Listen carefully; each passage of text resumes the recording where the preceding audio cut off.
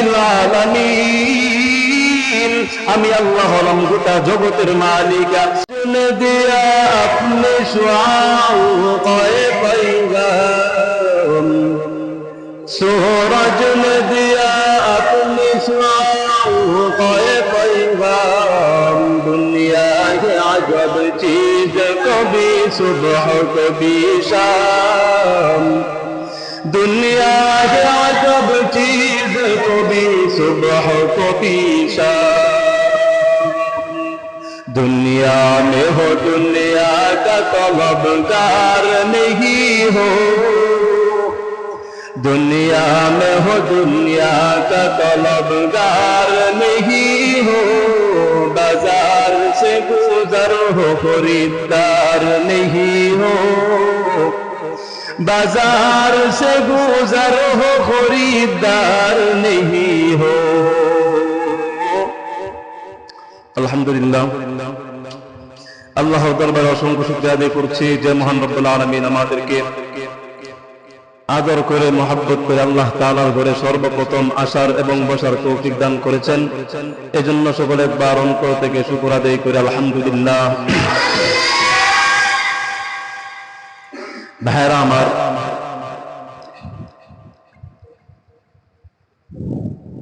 আল্লাহ তাআলা তো চাহেন তাহলে কোরআন এবং হাদিসের আলোকে আজকে কিছু আলোচনা করব ইনশাআল্লাহ তাআলা।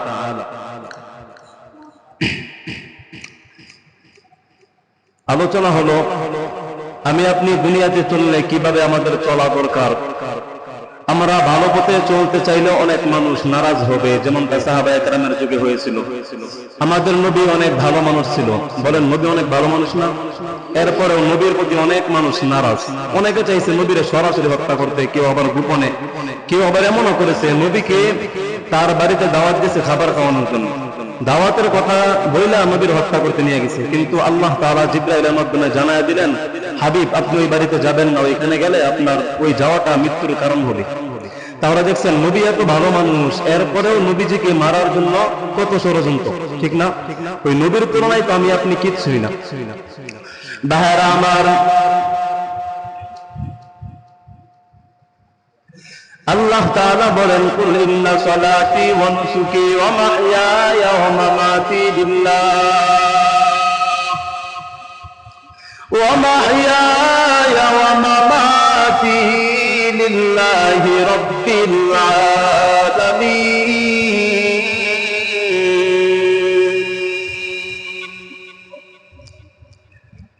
ভাইরা আমার, আল্লাহ তাআলা জানায় দিলেন সূরা আরাফের 162 নম্বর আয়াত, আল্লাহ তাআলা বলেন, কুল আপনি বলে দিন, কুল মানে হে নবী আপনি দুনিয়ার মানুষকে জানায়া দেন, ইন্না সালাতি নিশ্চয় আমার নামাজ, ওয়া নুসুকি আমার কুরবানি, ওয়া মাহইয়ায়া ওয়া মামাতি আমার জীবন আমার মরণ, লিল্লাহি রাব্বিল আলামিন।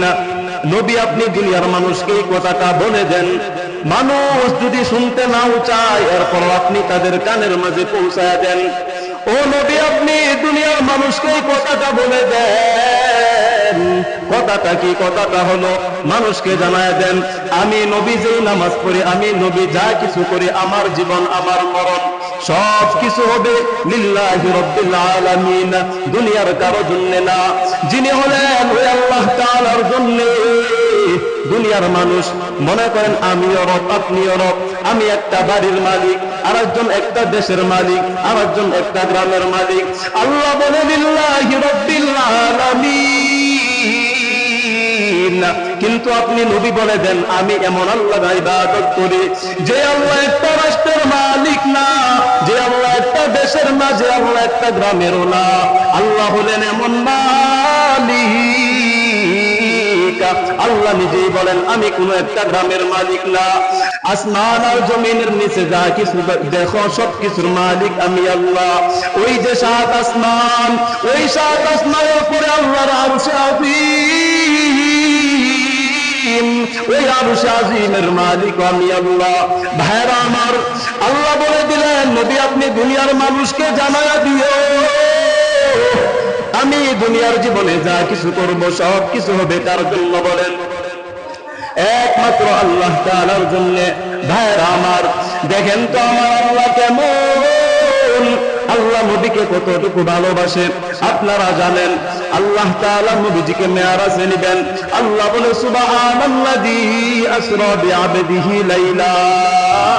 লাইলাম মিনাল মাসজিদিল হারাম ইলাল মাসজিদিল আকসা আল্লাযী বারাকনা হাওলাহু লিনুরিয়াহু মিন আয়াতিনা ইন্নাহু হুয়াস সামিউল বাসীর। বলেন আল্লাহু আকবার। আমার নবী, নবীজির ফুফাতো বোন হযরতে উম্মে হানির ঘরে আমাদের নবীজি ঘুমাইলেন রাতের বেলা। আল্লাহ নবীজিকে মেরাজে নিবেন। আল্লাহ নবীকে মেরাজে নেওয়ার পর নবী আমার আল্লাহ তাআলাকে দেখবে। দুনিয়া থেকে আল্লাহকে দেখা যায় না। এবার নবীজি রাতের বেলায় ঘুমায়া পড়লো। নবীজি উম্মে হানির বিছানায় ঘুমন্ত। মদিনার নবী ঘুমাইতেছে, হঠাৎ করে জিবরাইল আমিন এসে পড়লো। জিবরাইল আমিন এসে কয়, এরে মদিনার নবী, আমি জিবরাইল উম্মে হানির ঘরে হাজির। কুম বিইজনিল্লাহ, জলদি করে তুমি ঘুম থেকে উঠে যাও, আর তুমি ঘুমায় থাকবা না, ঘুম থেকে উঠো। এই কথাটা বলার পর আল্লাহর জিবরাইল এই পরিমাণ বড়, জিবরাইলের চেহারাটা দেখে মদিনার নবী ঘুম থেকে জাগ্রত হওয়ার পর সাথে সাথে নবী যেন কেমন হয়ে গেল। ভাইরা আমার, নবী ঘুম থেকে উঠে দেখে হঠাৎ করে জিবরাইল আমিন সামনে দাঁড়ায় আছে। জিবরাইল আমিন এই পরিমাণ বড়। নবীজি বলে, একটা উড়োজাহাজ যদি সারাটা দিন চলে, 7 বছর লাগাতার পর্যন্ত যদি খালি উড়াল দেয়, এরপরে জিবরাইলের এই কাঠ থেকে ওই কাঠ পর্যন্ত যাইতে পারবে না। আল্লাহর জিবরাইল এই পরিমাণ বড়, এটা দেখে নবীজি ঘুম থেকে উঠে হতবাক হয়ে গেল। ভাইরা আমার, দেখেন সম্মানের মালিক হলেন আমার আল্লাহ। এবার নবীজি বললেন, জিবরাইল, কি জন্য তুমি উম্মে হানির ঘরে এসেছো? কারণটা কি? জিবরাইল আমিন দেখে বললেন, ইয়া রাসূলুল্লাহ, ইয়া হাবিবাল্লাহ, আমি অন্য কোনো কারণে এসি নাই, আমি আপনার চাচাতো বোন উম্মে হানির ঘরে এসেছি। আপনি নবীকে আমি মেরাজে নিয়ে যাব বুরাকের মাধ্যমে। ভাইরা আমার, এবার নবীজি ঘুম থেকে ওঠার পর জিবরাইল বললেন, হে মুহাম্মদ ভাই, এই যে বুরাকের মাঝে তুমি আরোহণ করো। এবার আমার নবী বুরাকের মাঝে উঠে পড়লো। বুরাকের মাঝে ওঠার পর নবী আমার ওই বুরাক থেকে উঠে বাইতুল মুকাদ্দাসের সর্বপ্রথম কাবা শরীফে গেলেন। কাবা শরীফে যাওয়ার পর ওইখানে হাতিমে কাবা থেকে আবার চলে গেলেন বাইতুল মুকাদ্দাস। ওই বাইতুল মুকাদ্দাসে যাওয়ার পর ওইখানে নবীজি 2 রাকাত নামাজ পড়লেন। আর আল্লাহ তাআলার পাঠানো সেই বুরাক একটা গাছের মাঝে নবীজি বললেন, জিবরাইল, বুরাকটাকে একটা গাছের মাঝে বেঁধে ফেলো। এবার জিবরাইল আমিন বুরাকটাকে একটা গাছের মাঝে বাঁধলেন। ভাইরা আমার, বুরাকটা কেমন বড়, বুরাকটাই পরিমাণ সুন্দর। দুনিয়ার মানুষ যদি ওই বুরাকটাকে একটা নজর দেখতো, তাহলে দুনিয়ার সবাই বুরাকটাকে দুনিয়াতে রেখে দেওয়ার জন্য পাগল করা হয়ে যেত। ভাইরা আমার, এত সুন্দর বুরাক। নবী আমার বাইতুল মুকাদ্দাসে 2 রাকাত নামাজ পড়ে জিবরাইল আমিন সাথে হাজির। নামাজ শেষ, এবার আসমানে চলে যাবে। জিবরাইল আমিন বলে, মুহাম্মদ, আর দেরি করবা না, দ্রুত বুরাকের মাঝে উঠে পড়ো। এবার নবী আমার বুরাকের মাঝে আরোহণ করলেন। বুরাকের নাম তো আপনারা শুনছেন, নবী যে বুরাক যে আরোহণ করছে এটা শুনেন নাই? ভাইরা আমার, বুরাকটা জমিনের মাঝে, নবী আমার বুরাকের মাঝে উঠবে, এর আগে বলতেছে, রে জিবরাইল, তুমি সম্মানিত ফেরেশতা, তুমি আগে উঠো, আমি পরে উঠবো। জিবরাইল ডাক দিয়া বলে, মদিনার নবী, আমি সম্মানিত হতে পারি, কিন্তু আজকে আপনি আল্লাহ তাআলার মেহমান হবেন, আপনি আগে বুরাকে উঠেন, পরে আমি উঠবো। এবার জিবরাইল আমিন বলে, নবী বুরাকে উঠে পড়েন, আর দেরি করবেন না, দ্রুত আল্লাহর কাছে যাইতে হবে। ভাইরা আমার নবী বুরাকের মাঝে উঠে পড়লো। এবার দেখেন তো, বুরাকে উঠার পর নবী আমার বুরাকের সামনে জিবরাইল বুরাকের পিছন থেকে বুরাককে বলে বলল, এ বুরাক, আজকে তোমার পিঠের মাঝে এমন একজন মানুষ আরোহণ করেছে, সামান্য সাবধান, তুমি বুরাক একটু মাত্র নাড়াচাড়া করবা না। নবীর ভার বুরাক সহ্য করতে না পেরে বুরাকটা একটু নাড়াচাড়া দিয়ে ফেলল। জিবরাইল আমিন ডাক দিয়া বলে, রে বুরাক, এরে বুরাক, তোর কপালটা তো বড় ধন্য, আজকে তোর পিঠের মাঝে এমন একজন মানুষ আগমন করেছে, যেই মানুষের সম্মানটা আমি জিবরাইলের চাইতেও বেশি। বলেন আল্লাহু আকবার। ভাইরা আমার, নবী আমার বলে, রে জিবরাইল, জলদি করে আসমানের দিকে চলো। জিবরাইল আমিন নবীকে নিয়ে আসমানের দিকে যাইতেছে। ভাইরা আমার, এই জমিন থেকে প্রথম আসমানের দূরত্ব হলো 500 বছরের রাস্তা। নবী আমার 1 সেকেন্ডের মধ্যে প্রথম আসমানে হাজির। ওই প্রথম আসমানে যাওয়ার পর দ্বিতীয় আসমানে যাবে। প্রথম আসমানে যাওয়ার পর সাক্ষাৎ হলো হযরতে আদম আলাইহিস সালাতু ওয়াস সালামের সাথে। আমার নবীকে দেখে হযরতে আদম দেখে বললেন, এরে মুহাম্মদ, কি জন্য তুমি আসমানে এসেছো? নবী আমার ডাক দিয়া বলে, আদম, আমাকে আমার আল্লাহ তাআলা সালাম জানাইছে, আল্লাহর সালামের জবাব দেওয়ার জন্য আমি প্রথম আসমানে আসলাম। হযরতে আদম নবীকে দেখে হাতে ধরলেন, মুসাফা করলেন, আর বলে দিলেন, ভাই মুহাম্মদ, আমিও নবী, তুমিও নবী, কিন্তু আমি আদমের চাইতে তোমার সম্মান আল্লাহর কাছে অনেক বেশি। বলেন আল্লাহু আকবার। এবার আদম আলাইহিস সালাতু ওয়াস সালাম বললেন, ঠিক আছে মুহাম্মদ, যাও যাও, দ্বিতীয় আসমানে চলে যাও। এবার আমার নবী দ্বিতীয় আসমানে চলে গেলেন। ওইখানে দ্বিতীয় আসমান থেকে তৃতীয় আসমান 500 বছরের রাস্তা। কত বছর? 500 বছরের রাস্তা। ওইটাও মুহূর্তের মাঝে, সেকেন্ডের মাঝে চলে গেল। দ্বিতীয় আসমানে গিয়া দেখে ওইখানে আল্লাহর নবী হযরতে ঈসা আর ইয়াহইয়া হাজির। ঈসা আর ইয়াহইয়া দেখে বললেন, এ মুহাম্মদ, কি জন্য তুমি দ্বিতীয় আসমানে আসলা? কারণটা কি জানতে চাই? নবী আমার বলে, কারণ আমার আল্লাহ আজকে আমাকে সালাম জানাইছি, ওই আল্লাহর সালামের জবাব দেওয়ার জন্য আমি সপ্তম আসমানে যাব। হযরতে ইয়াহইয়া এবং ঈসা আলাইহিস সালাতু ওয়াস সালাম বলে, ভাই মুহাম্মদ, আর দেরি করবা না, দ্রুত চলে যাও। ভাইরা আমার, দ্বিতীয় আসমান থেকে তৃতীয় আসমানে চলে গেল। ওইখানেও 500 বছরের রাস্তা। ওইখানে যাওয়ার পর হযরতে ইউনূসের সাথে সাক্ষাৎ।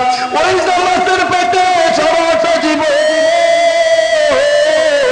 যে ইউনূস কাটাইছে, ওই ইউনূসের সাথে সাক্ষাৎ হয়ে গেল। ইউনূস নবী বললেন, ভাই মুহাম্মদ, কেন এসেছো? বলে, আল্লাহ সালাম জানাইছে। আবার তৃতীয় আসমান থেকে চতুর্থ আসমানে, ওই চতুর্থ আসমানে চলে গেল। ওইখানে মূসা নবীর ভাই হযরতে হারুন আলাইহিস সালামের সাথে সাক্ষাৎ হয়ে গেল। ওই আসমান থেকে পরের আসমানে গেল। ওইখানে আল্লাহর নবী মূসা, ওয়া কাল্লামাল্লাহু মূসা তাকলিমা, মূসা নবীর সাথে এখানে সাক্ষাৎ হলো। নবী মূসা, আপনারা জানেন, আল্লাহর নবী মূসা আলাইহিস সালাম সমস্ত নবীদের মাঝে একটু রাগ বেশি। রাগ একটু বেশি না? ভাইরা আমার, মূসা নবী বলে ফেলল, মুহাম্মদ, যে আসমানের মাঝে কেউ আসতে পারে না, কোন জিন, কোন শয়তান আসমানে ঢুকতে পারে না। রে মুহাম্মদ, তুমি কেমনে এত উপরে চলে আসলা? নবী বললেন, ভাই মূসা, আমার আল্লাহ আমাকে সালাম জানাইছে, এজন্য এসেছি। ভাইরা আমার, মূসা নবী বলে, এরে জিবরাইল, আজকে তোমার সামনে যেই নবী চলে, এমন নবী আজকে নিয়ে তুমি ষষ্ঠ আসমানে এসেছো। পুরা ষষ্ঠ আসমানের যত ফেরেশতা আছে সবাই ধন্য। বলেন আল্লাহু আকবার।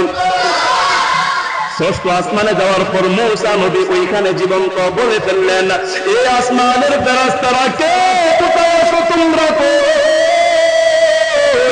সপ্তম ষষ্ঠ আসমানের সমস্ত ফেরেশতারা চলে আসলো আমার নবীকে একটা নজর দেখার জন্য। ভাইরা আমার, আল্লাহর নবী বলে ইন্নাল্লাহ জামাল ওয়া ইউহিব্বুল জামাল, আমার আল্লাহ তাআলা সুন্দর আর আল্লাহ সুন্দরকে ভালোবাসে। ভাইরা আমার, আমার নবীকে এই পরিমাণ সুন্দর করে আল্লাহ বানাইছে, নবীকে দেখার জন্য ষষ্ঠ আসমানের সমস্ত ফেরেশতারা একত্রিত হয়ে গেল। নবী আমার বলে জিবরাইল আর দেরি করবা না, চলো সপ্তম আসমানে যাব, আল্লাহর সাথে সাক্ষাৎ করব। ভাইরা আমার, এবার 6 নম্বর আসমান থেকে 7 নম্বর আসমানে চলে যাবে। ওইখানেও 500 বছরের রাস্তা মুহূর্তের মাঝে চলে গেল। রাতারাতির ভিতর মেয়ারাজটা সম্পূর্ণ হয়ে যাবে। ওই 500 বছরের রাস্তা মুহূর্তের মাঝে নবী অতিক্রম করে ফেললো। ওইখানে যাওয়ার পর সপ্তম আসমানে সাক্ষাৎ হলো আল্লাহর নবী হযরত ইব্রাহিম আলাইহিস সালাতু ওয়াস সালামের সাথে। ইব্রাহিম আলাইহিস সালাতু ওয়াস সালামের সাথে সাক্ষাৎ হওয়ার পর নবী ইব্রাহিম বলে ফেললেন, এরে মুহাম্মদ, কি জন্য তুমি সপ্তম আসমানে এসেছো, তার কারণটা কি জানতে চাই। নবী মুহাম্মদ ইব্রাহিম আলাইহিস সালামে কথা বলার পর আমাদের নবী বললেন, এরে মুহাম্মদ, এরে ইব্রাহিম ভাই, আমি সপ্তম আসমানে এসেছি, আমার আল্লাহ আমাকে সালাম জানাইছে। এই কথাটা শোনা মাত্র হযরত ইব্রাহিম আলাইহিস সালাতু ওয়াস সালাম বলল, এরে মুহাম্মদ, আমি তো সপ্তম আসমানে থাকি, এরপরেও তো আল্লাহ আমাকে সালাম জানাই না, তুমি এমন কি কাজ করেছো আল্লাহ তোমাকে সালাম জানাইছে। ভাইরা আমার, দেখেন তো আমার আপনার নবী কেমন। আমি আপনি এমন নবীর উম্মত, আমার নবীকে জঙ্গলার প্রাণীরা পর্যন্ত চিনেছে, আমার নবীকে সমুদ্রের মাছ চিনেছে, কিন্তু ভাই আমি তুমি মানুষ, আমি তুমি মানুষ হইয়া নবীকে চিনলাম না, নবীর কথা মানলাম না। মনে রাখবে আল্লাহর কসম, যদি কবরে যাও, ওই কবরের দুই পাশের মাটি তোমাকে এত জোরে চাপ মারবে। মদিনার নবী বলেন, মাটির চাপের কারণে এই পার্শ্বের পাঁজরের হাড়গুলা অপর পার্শ্বের পাঁজরের হাড়ের সাথে মিশে যাবে। এরে কলিজার ভাই, ওই সময় বুঝতে পারবা নবী কেমন, ওই সময় বুঝতে পারবা আমার আল্লাহ তাআলা কেমন। কিন্তু এখন তুমি বুঝবা না, এখন সময় তোমার কাছে অনেক মূল্যবান, অনেক দামি, আল্লাহর কাছে তুমি সময় দিতে পারো না। একটা দিন এমন আসবে তুমি সময় দিতে চাবে, কিন্তু আল্লাহ তোমার কাছ থেকে সময় নিবে না। একটা দিন এমন আসবে বলে, মালিক একটাবার তোমাকে সেজদা করব, আল্লাহ বলে আজকে কোনো সেজদা চলবে না। একটা সময় এমন আসবে বলবা আল্লাহ তোমাকে একবার আল্লাহ বলে ডাকবো, কিন্তু আল্লাহ বলে ডাকার সুযোগ থাকবে না। ফেরেশতারা বলবে আল্লাহ এখন আর এর আল্লাহ বলার দরকার নাই, মুখের মাঝে চাপ দিয়া ধরে রাখো। ভাইরা আমার, বলতেছিলাম ওই যে সপ্তম আসমানে আমাদের নবী চলে গেল, ওইখানে যাওয়ার পর জিবরাইল পিছনে, নবী আমার সামনে। এবার সপ্তম আসমান থেকে সপ্তম আসমানের উপরে আল্লাহ তাআলার আরশে আজিম, ওইখানে যাইতে হবে। কিভাবে যাবে?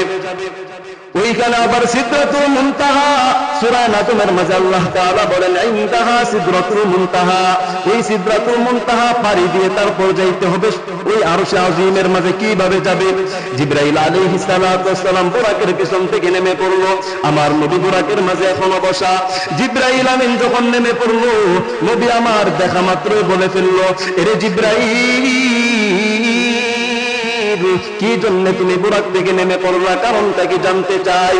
জিবরাইল আমিন বললেন, এ ভাই মুহাম্মদ, আমি কেন নামছি তা তুমি জানোনি? জিবরাইল আমিন ডাক দিয়া বলে, নবীজি আমি নামার একটা মাত্র কারণ, এতক্ষণ যে আমি তোমার সাথে ছিলাম এইটা আশা আমার ক্ষমতা আছে, কিন্তু এখন যে আমি উপরে উঠবো এতটুকু উপরে উঠার আমার ক্ষমতা নাই। নবী আমার বললেন, জিবরাইল, ওরে জিবরাইল ভাই, তোমার তো 600 ডানা, সমস্যা কি, সামনে উঠো। জিবরাইল আমিন বলে, মায়ার নবী, আমি যদি এখন এক কদম পা সামনে দেই, তাহলে আমার 600 ডানা মুহূর্তের মাঝে পুরে সারকার হয়ে যাবে, আমি আর যাইতে পারবো না। যাও যাও, তুমি সামনে যাও। ভাইরা আমার, দেখুন নবীজির কি পরিমাণ মর্যাদা। বলেন নবী এখন দুনিয়াতে নাকি ওই সময়টা নবী দুনিয়াতে নাকি সপ্তম আসমানে? সপ্তম আসমানে নবীজি জিবরাইল আমিন সপ্তম আসমানে থাকলেন, নবী উপরে উঠবে, আল্লাহর সাথে সাক্ষাৎ করবে। আমার নবী যখন সাক্ষাৎ করবে, জিবরাইল আমিন নেমে পড়লো। নবী আমার ভয়ে কাঁপতেছে, এত উপরে আসমান, এতগুলো আসমান পাড়ি দিয়ে এখন সপ্তম আসমানে চলে আসলাম। এর উপরে নাকি আল্লাহ তাআলা তাকে ওইখানে যাইতে হবে, কিভাবে যাইব কোনো মানুষ নাই, একেবারে নীরবচ্ছন্ন এলাকা, সব কিছুই দেখা যায় না, সবগুলা সাদা আর সাদা। নবী আমার ভয় পাইতেছে। নবী বললেন, রে জিবরাইল, জমিন থেকে আমাকে আনার পরে এখানে কেন ছেড়ে দিলা? জিবরাইল আমিন বলে, ভাই মুহাম্মদ, একটু মাত্র ভয় পাবা না। আলা ইন্না আউলিয়া আল্লাহ লা খাউফুন আলাইহিম ওয়ালা হুম ইয়াহজানুন। বলেন আল্লাহু আকবার। ভাইরা আমার, যখন এই কথাটা আল্লাহ তাআলা জিবরাইল আমিন নবীকে একটা স্মরণ করায় দিলেন, জিবরাইল আমিন বললেন, মুহাম্মদ ভয় পাবা না, তুমি তো সামনে যাবা, ওইখানে যখন তুমি যাবা তখন আল্লাহ তাআলাকে দেখতে পারবা। নবী আমার সামনের দিকে উঠতেছে, কিন্তু ভয়, কিভাবে এত উপরে উঠবো, কিভাবে এত উপরে উঠবো? আল্লাহ বললেন, জিবরাইল, আমার হাবিবকে একটাবারের মতো বলে দাও, সে যেন কোনো ভয় না পায় দ্রুত উপরের দিকে ওঠে। ভাইরা আমার, ওই রাত্রে আমার নবীজি সামনের দিকে উঠতেছে, হঠাৎ করে আল্লাহ তাআলা বলে ফেললেন, এ মুহাম্মদ, তুমি কেন ভয় পাইতেছো? ভয় পাওয়ার কারণটা কি? নবী আমার বলে, আল্লাহ, আমি ভয় পাইতেছি তার কারণ হলো, জীবনেও তো কোনোদিন এত উপরে উঠে নাই, আজকে তুমি আমাকে এত উপরে কেন উঠাইছো? তার কারণটা কি? আমার আল্লাহ ওই সময় বলে, জিবরাইল, আমার হাবিবকে অন্তরের মাঝে তুমি একটু সাহস দিয়া দাও। এবার জিবরাইল আমিন নবীকে বললেন, নবী আর ভয় পাবা না, সামনের দিকে চলো। নবী আমার চলে গেল, সে আল্লাহ তাআলার আরশে আজিম, আরশে আজিমের মাঝে চলে গেল। বলে, আল্লাহর আরশটা কেমন বড়? ভাইরা আমার, আল্লাহর আরশ কেমন বড় দুনিয়ার কেউ বলতে পারবে না। কারণ হলো, আল্লাহ তাআলার এমন এক একটা তারকা আছে যেগুলো আমরা জমিন থেকে দেখতে পাই আসমানে। বিজ্ঞানীরা বলে, আসমানে এমন একটা তারকা আছে যেটা সূর্যের চাইতে আরো 33 লক্ষ গুণ বেশি বড়, আর সূর্য 13 লক্ষ গুণ বড়, তার চাইতে বেশি বড় একটা তারকা। ওই তারকার চাইতে আরো 100 গুণ বেশি বড় আল্লাহ তাআলার আরশে আজিম। ওই আরশে আজিমের মাঝে চলে গেল। নবী আমার সেখানে চলে যাওয়ার পর এবার আল্লাহর সাথে সাক্ষাৎ হবে। কিন্তু ভাইরা আমার, আমার আল্লাহ তো নূর, আল্লাহর সাথে কেমন ভাবে সাক্ষাৎ করবে? আল্লাহ তাআলা পর্দার আড়াল থেকে নবীজিকে বললেন, এ মুহাম্মদ, আমি আল্লাহ তো এমন সুন্দর, আমাকে দেখে তুমি থাকতে পারবা না, বড় সরাসরি দেখবা নাকি কোনো পর্দার আড়ালে? আম্মা জান আয়েশা বলে, নবীজি আল্লাহকে সরাসরি দেখে নাই, পর্দার আড়াল থেকে দেখেছে। আল্লাহ বলে, মুহাম্মদ, তুমি জমিন থেকে এসেছো, আমি আল্লাহর জন্য জমিন থেকে তুমি কি আনছো হাদিয়া স্বরূপ? বলেন, আমরা মেহমান বাড়ি গেলে কিছু নিয়ে যাই না, মিষ্টি বা অন্য কিছু? আল্লাহ বললেন, হাবিব, তুমি আমার জন্য জমিন থেকে কি আনলা? আমার আল্লাহ জমিনে কিছু খেতে চাই না। এরপরে বলল, হাবিব, জমিন থেকে কি আনছো আমি আল্লাহর জন্য? নবী আমার কিছুই বলে না, কি নিয়ে যাবে, কিছুই তো নিল না। একটা সময় নবীজি বলে ফেলল, আল্লাহ তুমি তো রব, আমি তোমার গোলাম, আয় আল্লাহ তুমি আমাকে বড় আদর করে বানাইছো, আমি তোমার জন্য কি আনবো? কিছুই আনতে পারি নাই। নবীজি ভয় পাইতেছে আর বলতেছে, আল্লাহ শুধুমাত্র তোমার জন্য আমি আত্তাহিয়াতু লিল্লাহি ওয়াস সালাওয়াত ওয়াত তাইয়্যিবাত, এই আত্তাহিয়াতুটা নিয়ে এসেছি। বলেন আল্লাহু আকবার। তাহলে আমার নবী যখন মেরাজে গেল, আল্লাহকে খাওয়ানোর জন্য নবী আত্তাহিয়াত নিয়ে গিয়েছিল। দুনিয়ার কোনো খাবার নিয়ে যায় নাই, ওই আত্তাহিয়াতুটা আল্লাহ তাআলা নবীকে বললেন, নবীজি এই আত্তাহিয়াতুকে আপনি নামাজের আত্তাহিয়াত পড়াটাকে আপনি ওয়াজিব বানায় দেন। এবার চিন্তা করেন তো, আত্তাহিয়াতুর দাম অল্প না বেশি? যে আত্তাহিয়াতুকে নিয়ে আল্লাহর সামনে হাজিরা দিব, ওই আত্তাহিয়াতুর দাম অনেক বেশি। ভাইরা আমার, নবী আমার মেরাজে গেলেন, ওইখানে আল্লাহ তাআলা নবী নিলেন আত্তাহিয়াতুল্লাহ। আল্লাহ নবীজিকে আরো 3টা জিনিস হাদিয়া দিলেন। কয়টা শুনবেন? ভাইরা আমার, আল্লাহ নবীকে 3টা জিনিস হাদিয়া দিলেন। 1 নম্বর জিনিস হলো আমি আর তুমি যেটা সবসময় ছেড়ে দিই। 1 নম্বর জিনিস কি হলো? যেটা আমি আপনি সবসময় ছেড়ে দিই, মানি না।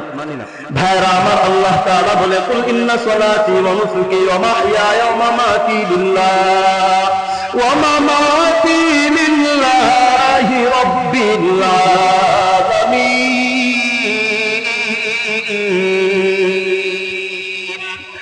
আল্লাহ তাআলার জন্য আল্লাহ তাআলা বলে, নবী আমার জন্য তাহিয়াত এনেছো, আমি তোমাকে অন্যতম একটা জিনিস দেব। 3টার মাঝে একটা হলো 50 ওয়াক্ত নামাজ। বলেন কত ওয়াক্ত?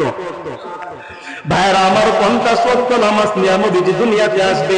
আমার উম্মত 50 ওয়াক্ত নামাজ পড়বে। সপ্তম আসমান ইব্রাহিমের সাথে সাক্ষাৎ। ইব্রাহিম নবী বলে 50 ওয়াক্ত তোমার উম্মত পারবে না। ষষ্ঠ আসমানে মূসা নবীর সাথে সাক্ষাৎ। মূসা নবী বলে তোমার উম্মত এই 50 ওয়াক্ত নামাজ পারবে না। এই কথা শোনা মাত্র নবী আমার বললেন, এরে ভাই, এরে মূসা, তুমি কেন এমন কথা বলতেছো? আল্লাহ আমাকে বড় আদর করে বানাইছি, আর আল্লাহ আমাকে বড় ভালোবাসে, এই জন্য 1 ওয়াক্ত নামাজ দিয়েছে, তুমি কেন বাধা দাও? ভাইরা আমার, মূসা নবী বাধা দিয়েছে একটাই মাত্র কারণটা হলো, মূসা নবী আমার নবীর আগে দুনিয়াতে এসেছিল। বলেন আসছে না আসে নাই? আসছিল না? নবী আমার মূসা দুনিয়াতে আসার পর দেখেছে বনে ইসরাইলরা এই পরিমাণ খারাপ। বনে ইসরাইলের মানুষ তারা তো এমন, আল্লাহ বলে নামাজ পড়, বনে ইসরাইল বলবে লা তুসাল্লি, আমরা নামাজ পড়বো না। আল্লাহ বলে রোজা রাখবো, বনে ইসরাইল বলে রোজা রাখবো না।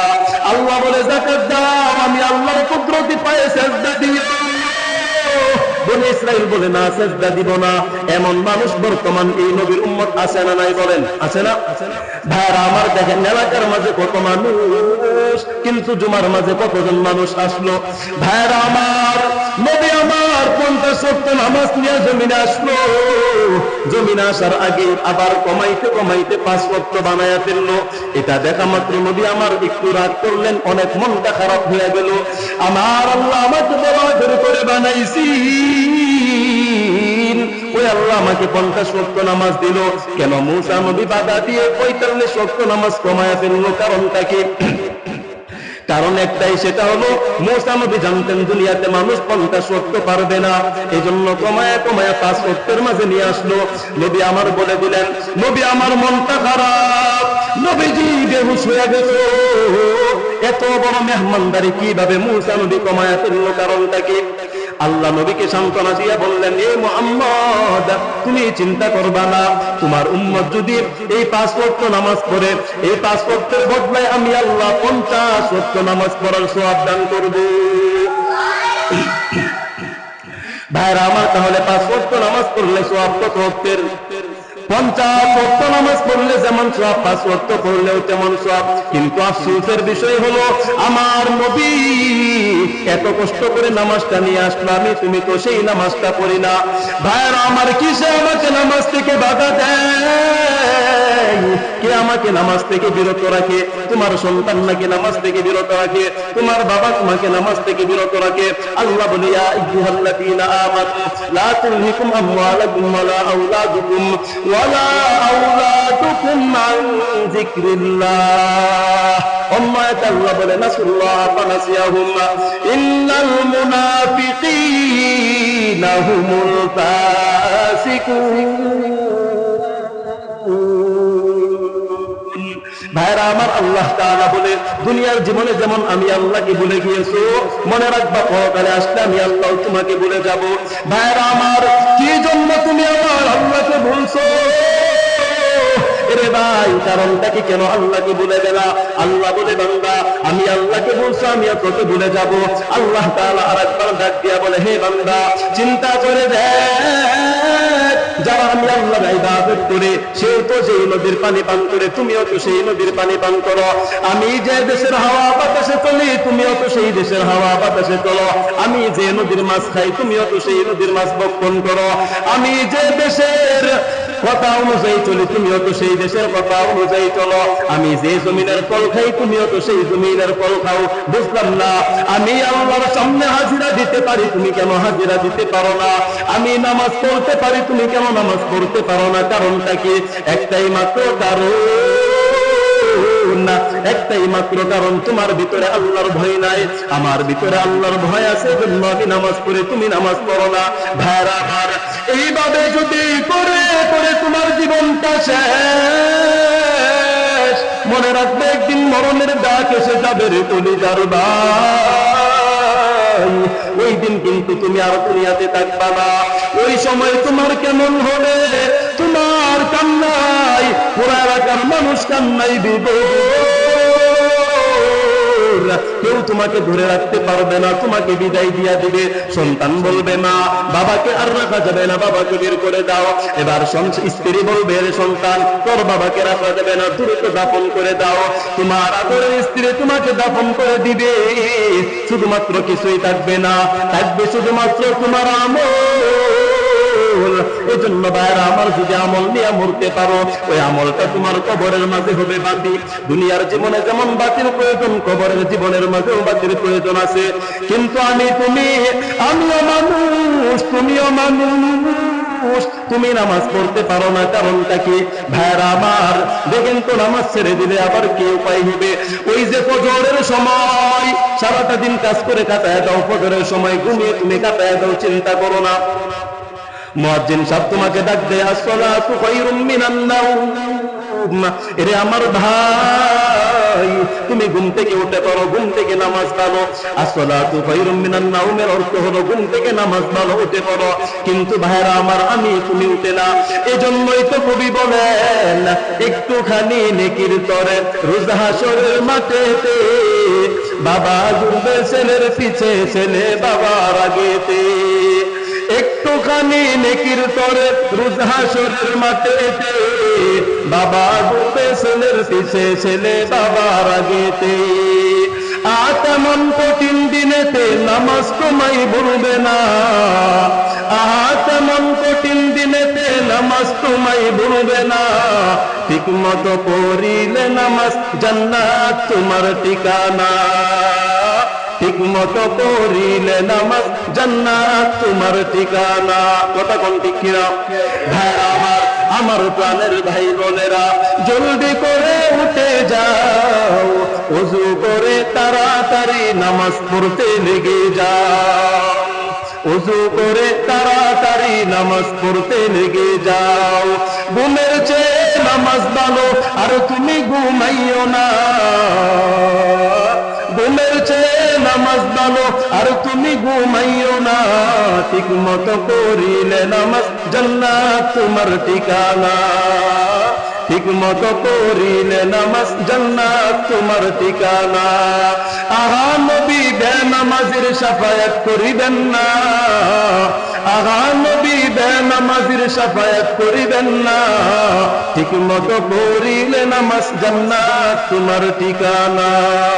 ভাইরা আমার, এই জন্য বলেন নামাজ পড়তে পারবেন কিনা?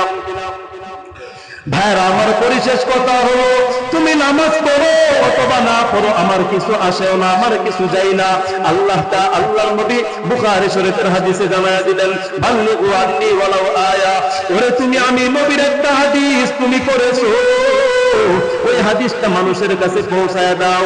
এই জন্য আমি পৌঁছায় দিলাম। নামাজ পড়লেও আলহামদুলিল্লাহ, না পড়লেও আলহামদুলিল্লাহ। তোমার কবরে তুমি যাবা, আমার কবরে আমি যাব। ফেরেশতা আমাকে বলবে মার রব্বুকা, তোমার রবকে। আমি বলবো রব্বি আল্লাহ, আমার রব আল্লাহ। তোমার কবরে আলাদা তোমাকে বলবে মার রব্বুকা, তোমার রবকে। তুমি বলবা লা আদরি, লা আদরি। ওরে ফেরেশতা, আমি তো জানি না, আমি তো জানি না। ভাইরা আমার, এজন্য এখনো সময় আছে, তওবা করেন। সময়টা এমন দাম, উলামায়ে কেরাম বলে আল ওয়াক্তু আসমানু মিনাজ যাহাবি ওয়াল ফিদ্দা। ওরে ঘড়ির টাইমের দিকে তুমি এখনো তাকাইতেছো, মসজিদে আসার পর একটা মিনিট বেশি গেলে তোমার ভালো লাগে না, অথচ আমি তুমি কাজ করে সারাটা দিন কাটায় দেই, ঘড়ির দিকে তাকাই না। এই জন্য ভাইরা আমার, এখানে বসে থাকলেও সওয়াব, কথাগুলো না শুনলেও সওয়াব, আল্লাহর ঘরে বসলেও সওয়াব, আল্লাহর ঘরে দাঁড়ায় থাকলেও সওয়াব, আল্লাহর ঘরে কথা বললেও সওয়াব। কথা কোন ঠিক কিনা? ভাইরা আমার, পরিশেষ কথা হলো, তুমি ভালো হয়ে যাও, তোমার কবরে তোমাকে যেতে হবে। আমি ভালো হলে আমার কবরে আমাকে যেতে হবে। একটা জিনিস চিন্তা করে দেখেন তো, উলামায়ে কেরাম কিভাবে গজলগুলো বানাইলেন। একটা গজল আপনাদেরকে শোনাই, দেখেন তো, চিন্তা করে দেখবেন কি পরিমাণ সুন্দর বাক্যগুলা। ওইগুলা চিন্তা করে কত মানুষ কান্নাই বেহুশ হয়ে গেল। কিন্তু আমি তুমি কেমন হলাম, আমি তুমি কান্না করতে পারি না। ভাইরা আমার, এজন্যই তো বলেন, এ জীবনে না করিলাম বন্দেগি, গুনাহ করে কাটাইলাম জিন্দেগি। এ জীবনে না করিলাম বন্দেগি, গুনাহ করে কাটাইলাম জিন্দেগি।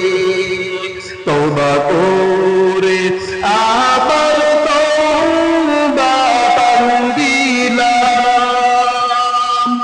তওবা করে আবার তওবা ভাঙ্গিলাম। অবশেষে খাঁটি তওবা করিলাম, অবশেষে খাঁটি তওবা করিলাম। সকলের দরজা হইতে ফিরিয়া, সকলের দরজা হইতে ফিরিয়া, আপনার দরজায় রইলাম পড়িয়া, আপনার দরজায় রইলাম পড়িয়া। বলেন, এখন আমরা কার দরজায়? বলেন, আল্লাহর দরজা না এটা? আল্লাহ তোমার ঘরের মাঝে এখন করে নিলাম। আপনি যদি মাফ না করেন বান্দারে, আপনি যদি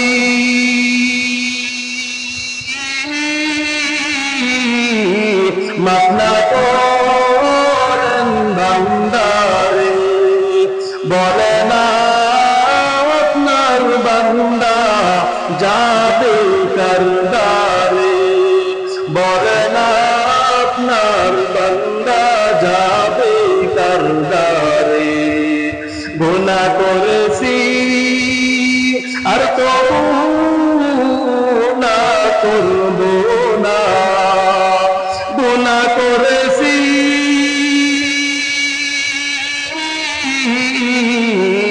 আর তবু না করব না। দয়া করে মাফ করে দেন রব্বানা, দয়া করে মাফ করে দেন রব্বানা।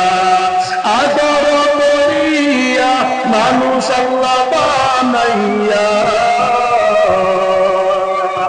আদর করিয়া মানুষ আল্লাহ বানাইয়া,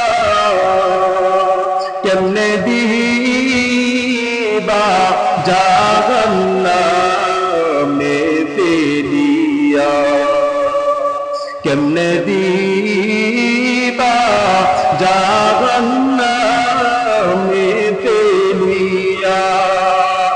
বান্দা যখন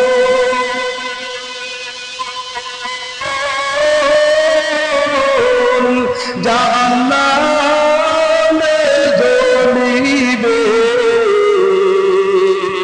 বান্দা যখন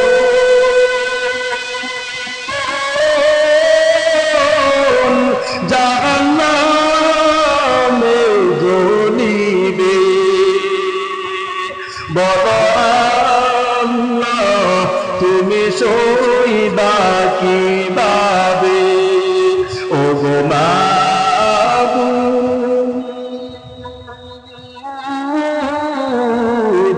কেমনে সইবা তুমি। ভাইরা আমার, এই যে দেখেন গজলটা, এইটার মাঝে এমন জাহান্নামের কথা বলা হলো। আল্লাহ বলে বান্দা গুনাহ করলে জাহান্নামে দিয়ে দেব। আমরা বলি আল্লাহ গুনাহ করলে যদি তুমি জাহান্নামে দিয়ে দাও, তখন তুমি আল্লাহ কেমনে দেখবা? দেখেন তো, মা কি তার সন্তানকে চাই আগুনে নিক্ষেপ করতে? কতটা বুঝেন ভাইরা আমার? একটু সময় লম্বা হইলে কতটা বুঝেন? একটা মা চাই তার সন্তান আগুনে পড়ুক, চাই না। কিন্তু সন্তানটাকে আগুনে দেওয়া মাত্রই কত কত মা অনেক রাগ করছে, আগুনে সন্তানকে আজকে নিক্ষেপ করবে, এটাই সিদ্ধান্ত। আগুনে নিক্ষেপ করার পর এরপর মা চাইবে না আমার সন্তানকে আমি বাঁচাইবো। তো আল্লাহ তাআলাও তো এমন, আল্লাহ তো মায়ের চাইতে বেশি ভালোবাসে আমাদেরকে। কি বলেন? নামাজ না পড়লে আল্লাহ মাফ করে দিল, তাই না? আল্লাহ তো দয়া করতেও পারে, স্বাভাবিক। যদি আল্লাহ তাআলা আমাদের হিসাব নেই, তাহলে আমরা কেউ জান্নাতে যেতে পারবো না। আল্লাহ যদি আমাদের প্রতি দয়া করেন, এই জন্য গজলটা বললাম। তাহলে দেখেন, আল্লাহ তাআলা আমাদেরকে জাহান্নামে দিব, জাহান্নামে দেওয়ার পরে আবার আল্লাহ বলবো, আরে আমার বান্দা আমার জীবনে একবার তো আল্লাহ কইছি, এখন জাহান্নামে দিয়ে দিলাম, না না তারা নিয়ে আসে। কিন্তু গজল আমাদের এটাই বলবো যে আল্লাহ জাহান্নামে দেওয়ার পর আবার নিজে নিজের যে একটা দয়া আছে, ওই দয়া অনুযায়ী আল্লাহ তাআলা আবার জাহান্নাম থেকে তুলে উঠায় নিয়ে আসে। বলেন সুবহানাল্লাহ। ভাইরা আমার, তাহলে এজন্য নামাজ তো পড়বেন ইনশাআল্লাহ। আল্লাহ তাআলা সবাইকে 5 ওয়াক্ত নামাজ পড়ার তৌফিক দান করেন। 5 ওয়াক্ত পড়লে 50 ওয়াক্ত পড়ার সওয়াব পাইবেন, বুঝছেন? 5 ওয়াক্তে 50 ওয়াক্ত পড়ার সওয়াব, কত বড় সুন্দর একটা আল্লাহ সুযোগ আমাদেরকে দান করলো। তো আমরা যেন 5 ওয়াক্ত নামাজ ভালোভাবে পড়তে পারি, আল্লাহ সেই তৌফিক দান করেন। এলাকার মানুষের সাথে পরস্পর মিল মহব্বত রাখতে পারে, সেই তৌফিক দান করেন। দুনিয়ার জীবনে যেন একে অন্যের ভাই হতে পারে, আল্লাহ সেই তৌফিক দান করেন। বলেন আমিন। ওয়া আখির দাওয়ানা আলহামদুলিল্লাহি রাব্বিল আলামিন। সবাই সুন্নাত করছেন? তাহলে খুতবা পড়ি। হ্যাঁ,